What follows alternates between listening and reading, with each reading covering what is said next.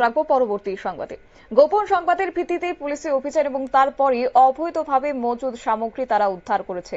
এমনই ছবি আজ ধরা পড়েছে বিলোনিয়া থানার পুলিশ এবং মতাই জি কোম্পানি 43 নম্বর ব্যাটালিয়ন বিএসএফ যৌথভাবে অভিযান চালিয়েছে। মতাই মুসলিম পাড়া সীমান্ত সংলগ্ন পরিত্যক্ত জায়গা থেকে প্রচুর পরিমাণে অবৈধ পাচার সামগ্রী, যার মধ্যে রয়েছে ফ্যান্সিডিল, বার্মিজ সিগারেট এবং কাপড় উদ্ধার করা হয়েছে। এইগুলি অবৈধভাবে মজুদ রাখার জন্য কোনো ব্যক্তিকে আটক করতে পারেনি পুলিশ এবং বিএসএফ। এই উদ্ধারকৃত সামগ্রীগুলি বিএসএফ তাদের হেফাজতে নিয়ে গতকাল বিলোনিয়া থানার পুলিশের হাতে তুলে দেয়। আজ এই বিষয়ে বিলোনিয়া থানার ওসি শিবু রঞ্জন দে উদ্ধার করা সামগ্রীর তথ্য দিয়ে তুলে ধরেন যে ওনার বক্তব্য অনুযায়ী বিএসএফ যা জমা দিয়েছে তা হলো 197টা ফ্যান্সিডিল, 20টি কার্টুন বার্মিজ সিগারেট এবং 152টা বিভিন্ন ধরনের শাড়ি। তিনি আরও জানান, এই বিষয়ে পুলিশ তদন্ত চালাচ্ছে। পাশাপাশি এই সামগ্রীগুলি আজ বিলোনিয়া আদালতে প্রেরণ করা হয়েছে। আদালতের নির্দেশ অনুযায়ী পরবর্তী পদক্ষেপ নেওয়া হবে। কিন্তু বিএসএফ এর জমা দেওয়া সামগ্রী নিয়ে ওসির বক্তব্য এবং স্থানীয়দের প্রত্যক্ষদর্শীদের কথা অনুযায়ী দেখা যায় যে বিস্তর ফারাক রয়েছে। এক্ষেত্রে বিএসএফ এর উপর সন্দেহের অভিযোগ রীতিমতো ঘনীভূত হচ্ছে। সাম্প্রতিক সময়ে বিভিন্ন ঘটনাবলী নিয়ে দেখা যাচ্ছে বিএসএফ এবং পুলিশ সাংবাদিককে আড়াল করার চেষ্টা করছে।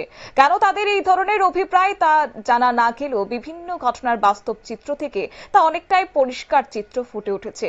এই বিষয় নিয়ে কি রয়েছে বিস্তারিত শুনুন।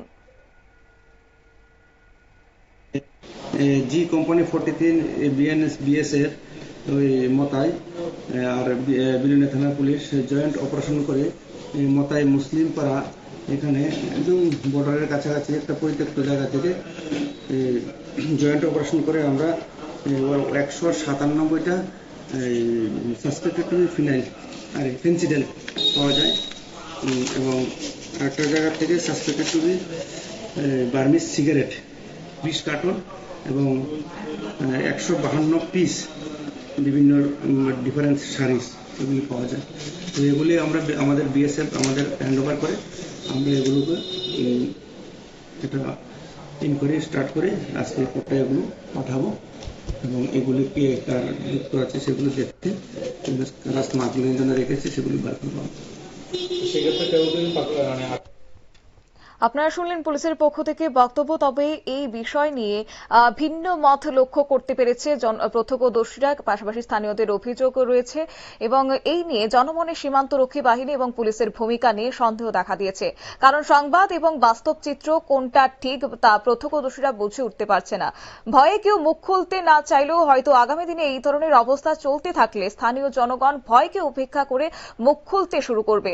কারণ বিএসএফ যে কোনো অপারেশনের প্রত্যক্ষদর্শীদের ঘটনাস্থলে যেতে এবং ছবি তুলতে বাধা দেয়, এমনকি সাংবাদিকদেরকেও বাধা দিয়ে আড়াল করার চেষ্টা করছে। যাই হোক, এখন দেখার বিষয় পুলিশের তদন্তে পরে কি বেরিয়ে আসে। নিয়ে নিচ্ছি ছোট্ট একটি বিজ্ঞাপন বিরতি, সঙ্গে থাকুন।